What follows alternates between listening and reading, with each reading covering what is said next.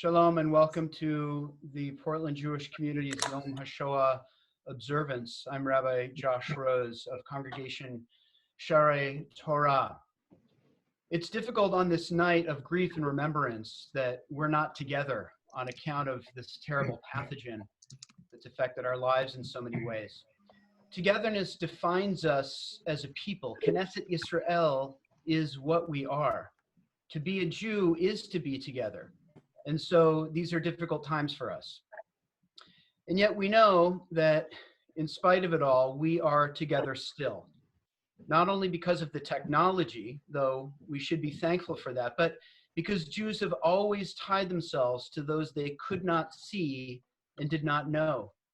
Neither rivers, mountains, nor seas could separate us. A Persian Jewish community praying in the 3rd or 8th century, or at any time, had in mind, say, European Jews, when they asked God to gather us together from the 4 corners of the earth in the words of the prayer. And that is the case for us. We are connected not only with those others who are here tonight at this moment, with you and with me here in Portland, but also with Jews across the world. And astonishingly, Jewish community, the identification with the lived experience and the cares of another, also extends across time.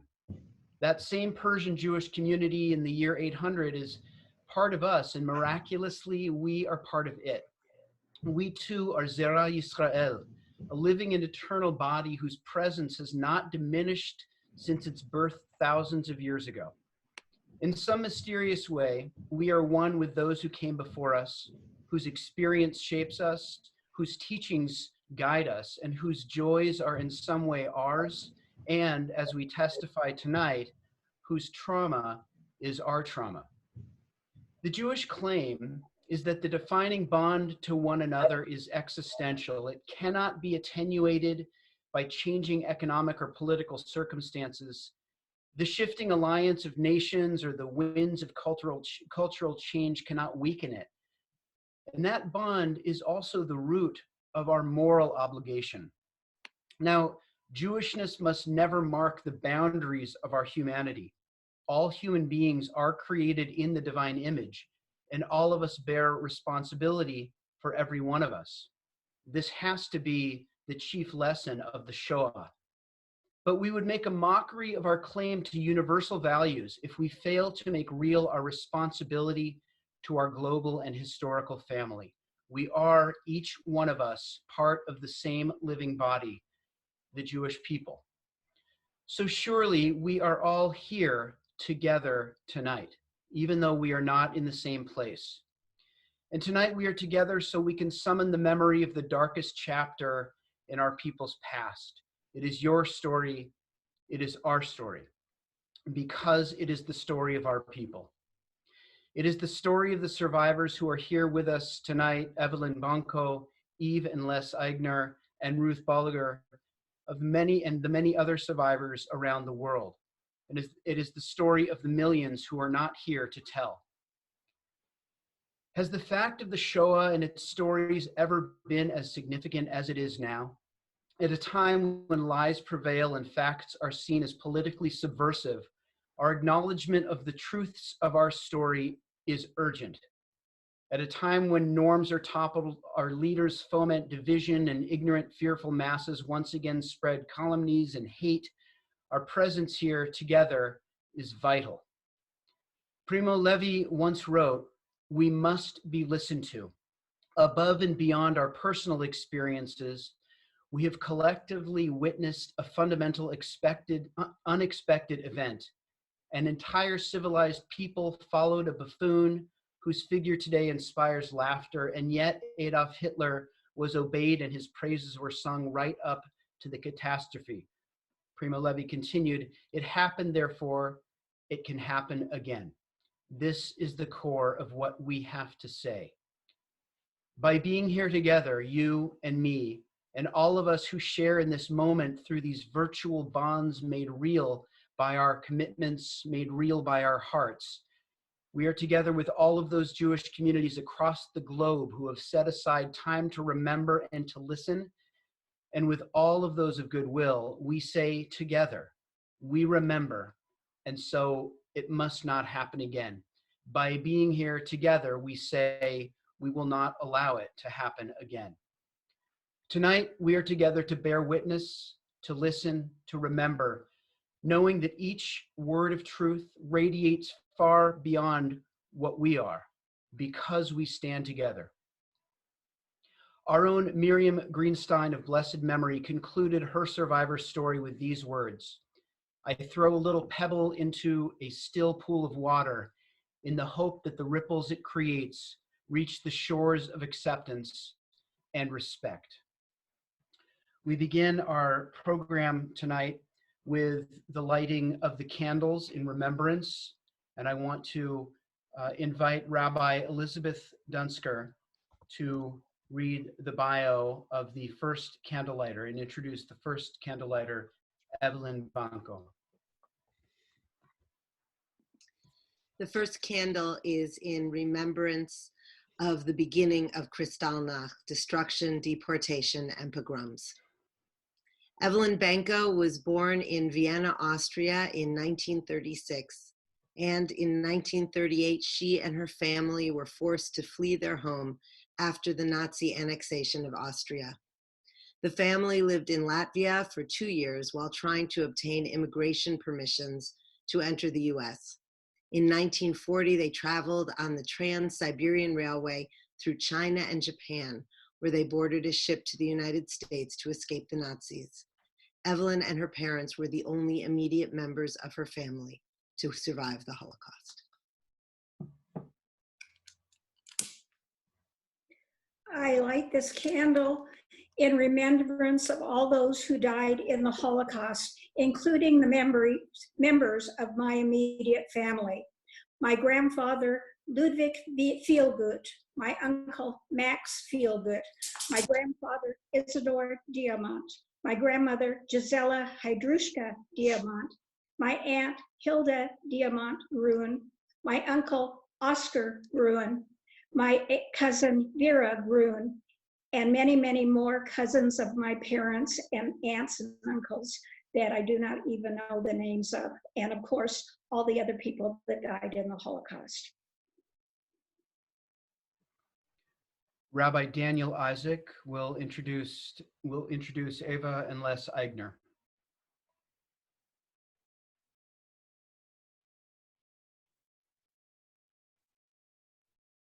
Ava Aigner was born in 1937 in Košice, Czechoslovakia, and moved to Budapest, Hungary shortly after the start of the Second World War. Eva narrowly missed being shot by Aerocross soldiers at the Danube waterfront after her mother escaped a deportation train and bribed an SS guard to save her children. She, her mother, and her sisters survived the war in the Budapest ghetto. Her extended family did not survive the Holocaust. Her husband, Leslie Aigner, was born in 1929 in Czechoslovakia. In the early 1940s, his family moved to Budapest, hoping to avoid the Nazis in 1943. His father and 16-year-old sister were taken for slave labor in 1944. At the age of 15, Leslie, his mother, and younger sister were deported to Auschwitz. Upon arrival, the mother and sister were gassed. Leslie survived because he was able to work. He was put to forced labor in the Landsberg camp, where he worked on Nazi war machinery. Later, in the Kaufering camp, he contracted typhus. He worked on Nazi. Somehow he survived the death train to Dachau. When he was liberated on April 29, 1945, he weighed 75 pounds. It took a month under medical treatment before he was able to walk. After liberation, he returned to his home and discovered that most of his family members had been murdered. Eva and Les have been married for 64 years. Isn't that amazing? And have a son and daughter, 4 grandsons, and a great-grandson, all born in the United States after they emigrated from Hungary.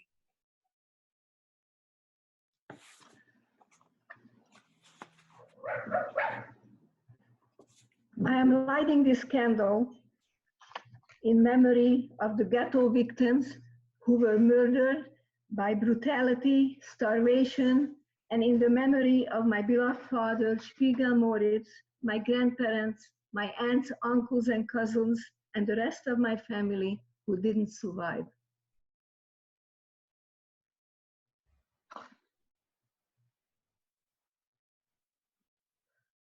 I learned in the scandal in memory of the victims of the concentration camps, 6 million of them, who were murdered by gas, slave labor, and starvation, as included my mother and about 50 members, mother and my little sister, and the 50 members of my extended family. Thank you. We were speaking out against hate for 30 years, Les and I, to make sure that this will never happen again to anyone, any place. Thank you both. Rabbi Phil Bressler will now introduce Rita Shmulevsky. Rita Shmulevsky immigrated to the United States in 1988 from Riga, Latvia, in the former Soviet Union, settled in Portland with the help of the local Jewish community and Jewish Family and Child Service, where she now works. Her focus there is on Holocaust survivors in the areas of home care, case management, emergency aid, and assistance in applying for individual reparations. Rita is lighting in honor of her mother and recently deceased father, who both survived the Holocaust.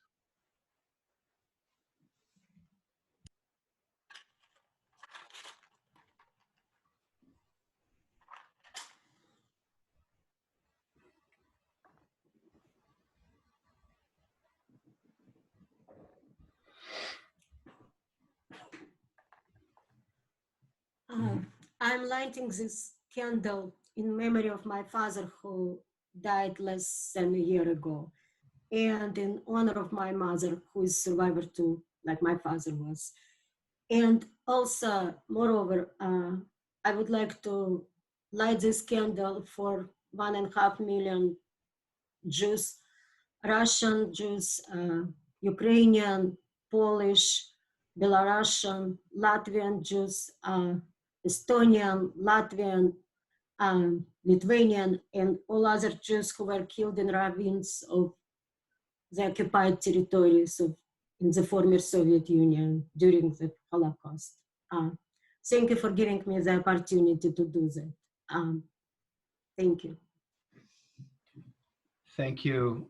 Thank you, Rita. And Rabbi Bressler, it's good to have you as part of our community here. Rabbi Bressler joins us from Beit Am in Corvallis. Rabbi Barry Cohen, the community chaplain in Portland here, will introduce Ruth Bolivar. The fourth candle is in remembrance of the children, those who were murdered and those who survived. Ruth Bolivar was born in Bohemia, Czechoslovakia, just 6 months before Bohemia was handed over to Hitler by the Munich Agreement, and 8 months before Kristallnacht. The first 3.5 years of her life were an odyssey through 6 countries and 3 languages, on the run and in hiding, always amidst the terror and despair of the adults around her, never knowing whether this little girl would innocently and inadvertently betray them, never knowing whether their US immigration quota number would come up in time to save them. They wandered across Europe, sometimes by train, sometimes walking, sometimes by bicycle, always, always in flight. To survive at the age of 3 weeks, Ruth learned not to cry. As a toddler, she never spoke the wrong language at the wrong time. And at the age of 3 years, upon arrival in New York, somehow knew instinctively not to expose her whooping cough anywhere near immigration officials.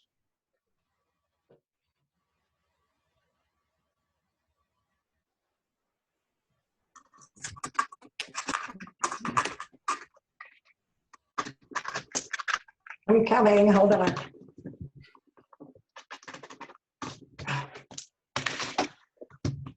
I'm sorry, I'm having trouble with the matches because I have a trimmer. Here we go.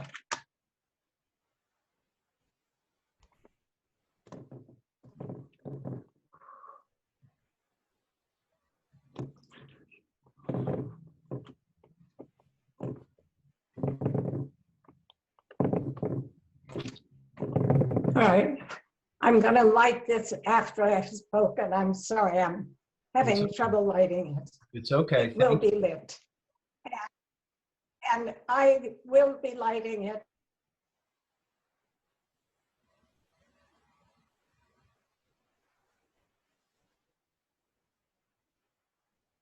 I think that we've lost the connection for Ruth, and but she was lighting in the remembrance of children, those who were murdered and those who survived, and we hope to have her back online in just a moment. And I'm going to now. I'm here, and so I was lighting this candle for those children who were old enough to have their own memories, and those of us like me who were too young to have our own memories, but not too young to have the lifelong effects of living in terror and despair, and in a way as a burden to our parents during that time. We are often not recognized and hardly ever validated because we were so young at the time. My family was very, it was flung worldwide. I had an uncle in Buenos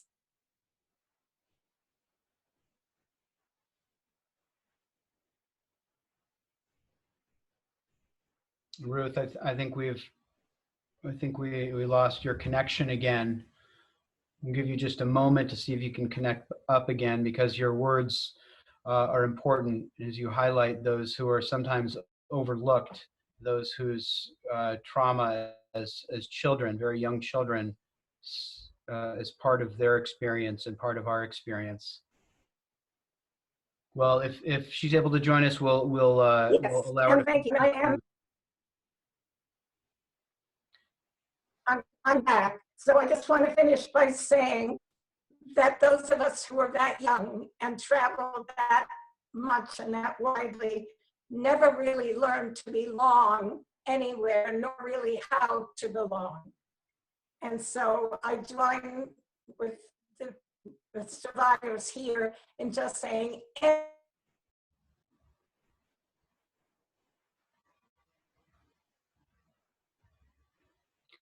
Ruth, thank you. I'm gonna introduce Rabbi Kahana, and Ruth, you can maybe finish your comments later when you get back on. I want to introduce Rabbi Michael Cahana to light the fifth candle now.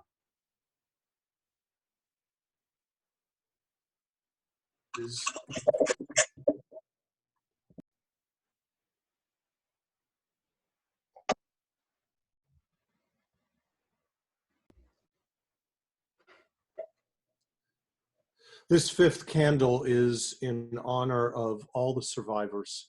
We sit here behind the artwork of my mother of blessed memory, survivor of Auschwitz and Bergen-Belsen, and all of the survivors who are still with us, whose stories are so important to us. We who are of second generation renew our pledge to tell your stories and to keep these stories alive for those who do not believe, for those who deny, and for those who simply need to learn. We pray that these memories, these stories will always stay alive so that we can learn what evil can be when we see it in the world and how we can respond appropriately and timely, as most of the world did not. We honor those survivors who have given us their precious memories. And in the words of the liturgist and poet Alden Solovoy, Creator of all source and shelter, grant a perfect rest under your tabernacle of peace to those who perished in the Holocaust, our fathers, mothers, our sisters and brothers, our rabbis and our teachers, our neighbors and children, the named and the unnamed, whose lives were cut off by brutal, vicious cunning and calculated violence. May the memory of all who face these horrors be sanctified with joy and love. May their souls be bound up in the bond of life, a living blessing in our midst.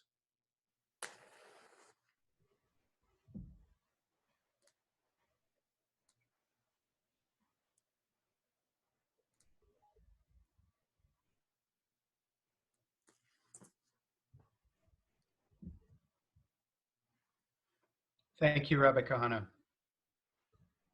The sixth candle will be lit by Rabbi Benjamin Barnett.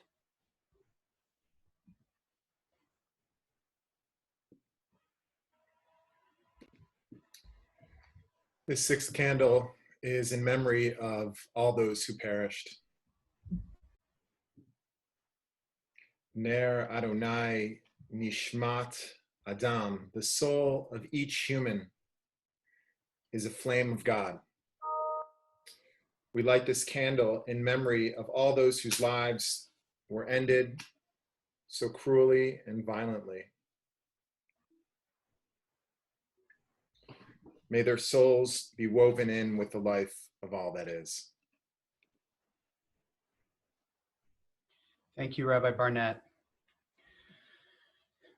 We are going to, I want to invite us just to take a moment of quiet before the chanting of El Malei Rachamim. In just a moment, I'll introduce, I'll invite Cantor Aaron Vitells to sing El Malei Rachamim, but first, recognizing that there are not words enough nor silence enough to match that which we remember tonight, but we'll take just a moment of quiet to reflect on the memory of the survivors, and the memories of the survivors, and the memory of those who perished.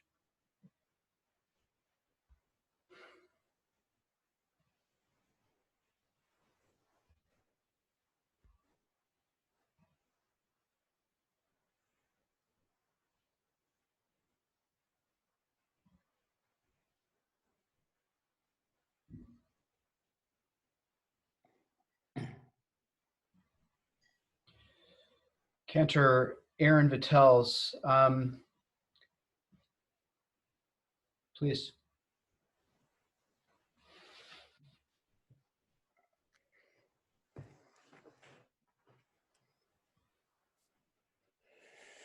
El Malachamim Shochen Bamromim Hametei Menucha Nechona Tachat Kanfei Shechina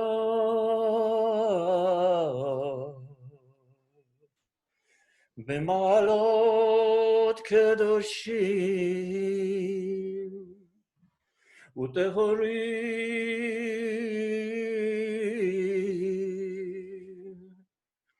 kezohar harakim mazhirim lenishmot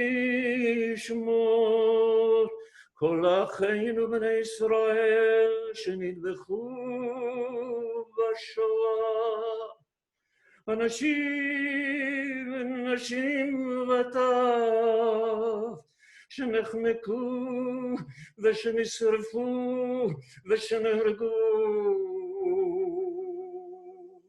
שמסרו את נפשם על קידוש השם בגן עדן תהא מנוחתם אנא בעל הרחמים, הסתירם בסתר כנפיך לעולמים, וצרור בצרור החיים את נשמותיהם. אדוני הוא נחלתם, וינוחו בשלום על משכבותיהם, ונאמר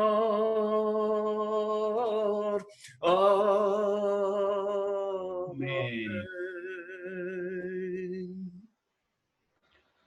I'll read the English translation of El Malei Rachamim. Our God, who's full of compassion, who dwell on high, grant perfect rest in your divine presence to all the souls of our holy and pure brothers and sisters whose blood was spilt in the Shoah and who gave their lives, whose lives were taken in the sanctification of the divine name. For those souls, we now pray, may their resting place be in Gan Eden. May the Master of Mercy shelter them in the shadow of God's wings for eternity, and may God bind their souls in the bond of life. God is their heritage. May their repose be in peace in their resting places. And we say, Amen. I want to invite now Rabbi Eve Posen, who's going to lead us in the Mourner's Kaddish. And I realize I'd like to invite us, if it's possible from where you are to rise for the Mourner's Kaddish. I want to invite you to do that. If it's not possible, you're not able to, that's okay. But if you can, to rise for the Mourner's Kaddish, and Rabbi Posen is going to lead us in the Kaddish. Yitkadal v'yitkadash shemei Rabba. Amen. Be'alma divrach yirutei v'yamlich malchutei. B'chayachon uvyomechon uv'chayei dechol Beit Yisrael. Ba'agala uvizman kariv v'imru Amen. Yehi shmei Rabba mevorach le'olam omei maya. Yiparach v'yishtabach v'yipa'ar v'yitromam v'yitnaseh. V'yithadar v'yit'aleh v'yithalal shmei dekudasha barichu. Le'ela min kol birchata v'shirata. Tushbechata v'nechamata da'amiran v'alma v'imru Amen. Yehi shlama rabba min shemaya v'chayim aleinu v'al kol Yisrael v'imru Amen. Amen. Oseh shalom bimromav, hu ya'aseh shalom. Aleinu ve'al kol Yisrael ve'al kol yoshvei tevel ve'imru. Amen. Amen. Rabbi Mel Young, who's new to our Portland Jewish community, is going to offer some reflections before we conclude. Rabbi Young. Thank you, Rabbi Rose. In the last few months of my father's life, he would repeat the following to me, and it's a saying I cherish each day of my life. Don't tell just a story. Don't tell just the story. Don't tell just my story. Zachor, Zachor, remember, remember. Tell our story, the Jewish people's story. Yom HaShoah, Holocaust Remembrance Day, provides that opportunity for us to remember and honor those who perished and to secure the memories of those who survived for Jewish communities to come together like we are today, and to commemorate this day through prayer, music, and narratives from our survivors. Holocaust survivors are dwindling each day. Almost 75% of the world's population today was born after World War II. Sooner rather than later, it will not be memories of what people said to other people, but rather venues for learning will be the only vessels for remembrance. Thus, it is children like me, the second generation of Holocaust survivors, along with the children of my generation, third generation legacy, who are the living links to primary testimony of Holocaust survivors. However, as we stand within the first quarter of the 21st century, there is an emerging fourth generation legacy who will not have living connections to those with witness accounts of the Holocaust. Yosef Chaim Yerushalmi, the author of Zachor, Jewish History and Jewish Memory, so accurately identifies memory as one of our most frail and unstable capacities. He points out that Zachor, meaning remember, in its various forms, is mentioned no less than 169 times in the Hebrew Bible. Zachor is, more often than not, linked to Israel or God, for memory is obligatory for both. Zachor, the verb, is completed with its counterpart, forgetting. The act of recording historical events, historiography, is not the primary form of transmission through which we, the collective memory of the Jewish people, has been the focus or awakened. For Yerushalmi says, it's not just Jews who are impacted by the following common understanding. As Yerushalmi says, that what is remembered is not always recorded. And alas, for the historian, that much of what has been recorded is not necessarily remembered. When God announces to the people of Israel at Sinai, God does not focus on personal traits, but proclaims, I, the Lord, am your God, who brought you out of the land of Egypt, the house of bondage. Given that the people of Israel know God's accomplishments in history, I wish to underscore the following. Then memory is requisite to its faith in being. As emphasized by Yerushalmi, only in Israel and nowhere else is the injunction to remember felt as a religious imperative to our entire people. We are called upon to be righteous Jews in this moment. But the demands of memory are not so simple and easy. How do we view and bring into memory the pain of others? How are we indebted to those who suffered? How do we best communicate their narratives for future generations without taking their stories from them and without making someone like me more important than someone else's recalled memory, and perhaps even having one's own recollection uprooted by their narratives?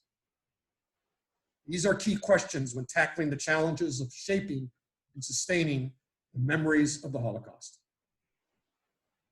This transmission is more than just a proverbial message being conveyed to another, but rather such communication is embedded with moral and ethical implications. I am the recipient of oral communications and photos about my family's past in the Holocaust. My mother is a 15-year-old, being part of the Kinder transport, and my paternal grandparents having sailed on the SS St. Louis.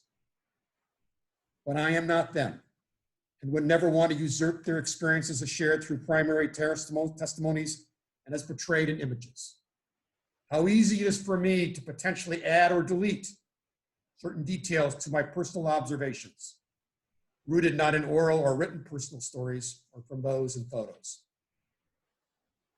Group memory is conveyed more effectively through ritual rather than through written narrative. Therefore, it's not coincidental that Yizkor services and Yom HaShoah observances assume a lot more meaning than if someone were to read a narrative about the Holocaust. Jews who experience death before their eyes, who convey their dramatic stories to their children and their children's children, are comforted by a day solely dedicated to remembering the Holocaust. It allows for current generations to mourn and remember accordingly, and bring forward essential questions for today's world. How could a civilized nation impose such horror on designated groups of people? How could God not be present during this unspeakable event? This event for many contemporary Jews is too close in time for it to be merged with other historical tragedies and needs to be remembered, not only for the duty of remembrance, as underscored within the Jewish tradition, but also to be a venue for discussions, succinctly stated and emphasized by Rabbi Rose by saying, never again.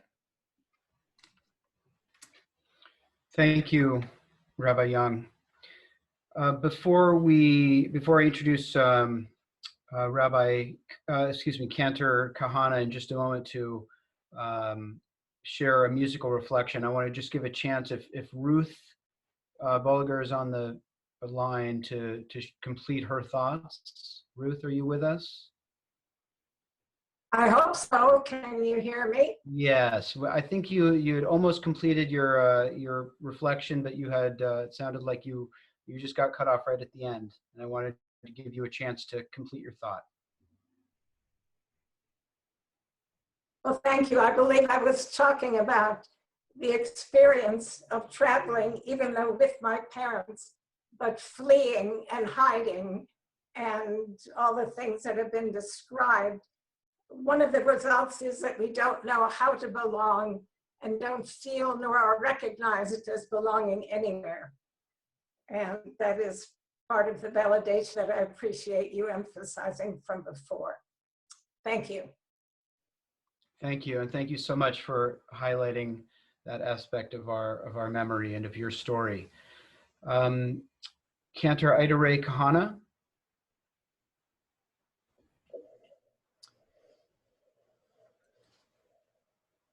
Ani mahamin, ani mahamin, ani mahamin. Be'emuna shelema, beviat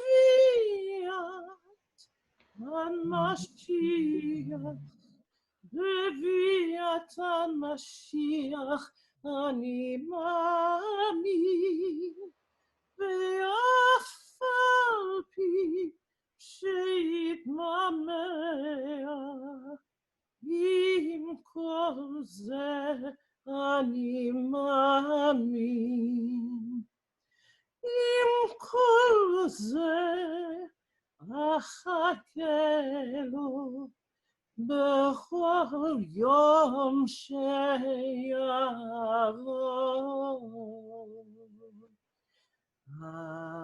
Ani mamin.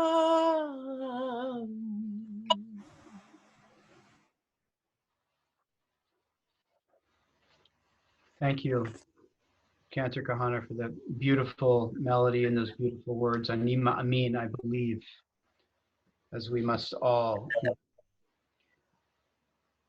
Before we conclude in just a moment, I want to thank so much all of those who are here with us this evening. Looks like there's some 200 people who are in attendance, and I also want to thank the museum for their extraordinary ongoing work and also for their significant help in really leading the way and putting this event together. In addition, I just want to thank Evelyn Banco, Ava and Les Eichner, and Ruth Boligar again for being here with us. We're blessed that you are to us so much more than just your memories. You are people within our communities, and we value you for that, but also your memories are precious to us, and we thank you for being willing to share them.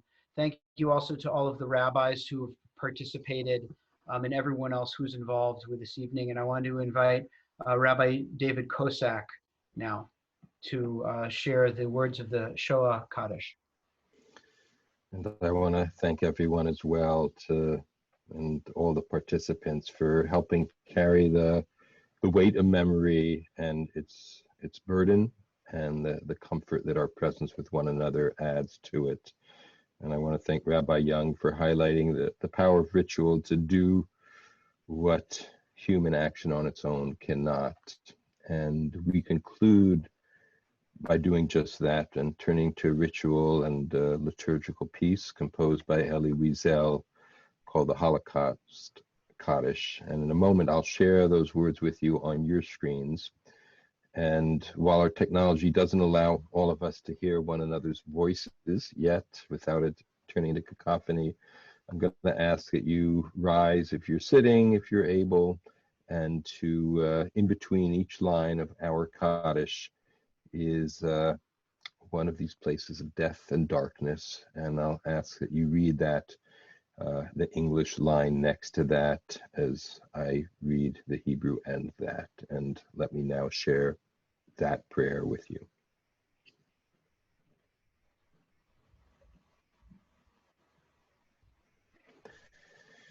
Yitgadal Lodz, Lodz, V'yitkadash Gurs, Guz, Shemei Rabbah Vorsa, Vasa, V'alma Divra Kute Bogodanovka, Bogdanovko, V'yamlich Malchute Ravensbrück, Innsbruck, V'chayechon V'yomechon Vilna, Vilna, Uvchaye Dechol Beit Yisrael Treblinka, Blinka, Ba'agala Vizman Kariv Chelmno, Helmno, V'imru Amen, Yehei Shmei Rabba Mifarach Leolam Lomei Almaya, Yitbarach V'yishtabach Belzek, V'yitpar B'droman Buchenwald, Buchenwald,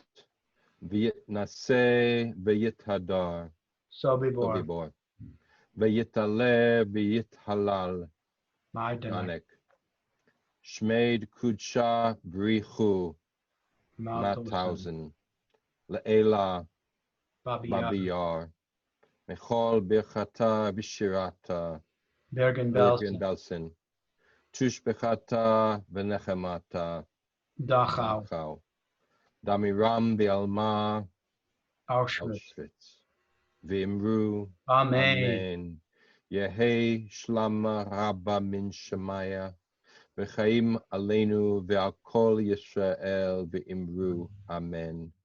Oseh Shalom B'mromav, Hu Ya'aseh Shalom, Aleinu Ve'al Kol Yisrael V'imru Amen. May the Holy One of blessing and of memory bring peace to us as occurs in the high places. And may that peace spread out over into the world so that hatred will be extinguished. Amen. I want to thank all of you for attending, and again to thank all of those who participated in honoring the memories of those who perished and in honoring the stories of those who, thank God, are still with us. Thank you. Good evening.